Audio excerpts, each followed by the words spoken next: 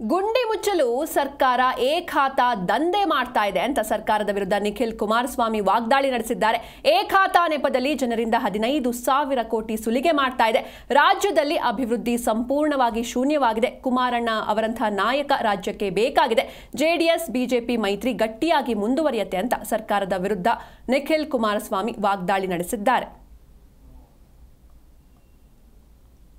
ಗ್ರಾಮ ಪಂಚಾಯತಿ ಚುನಾವಣೆಗಳಂತೂ ನಡೀಲೇಬೇಕು, ನಡೆಯುತ್ತೆ.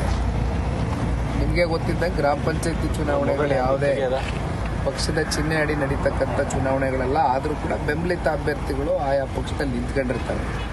ಅದು ಕೂಡ ಪ್ರೈಮ್ ಫೋಕಸ್ ಮಾಡ್ತೇವೆ. ಜೊತೆಯಲ್ಲಿ ರಾಜ್ಯಕ್ಕೆ ಕೇಂದ್ರದ ಸಚಿವರು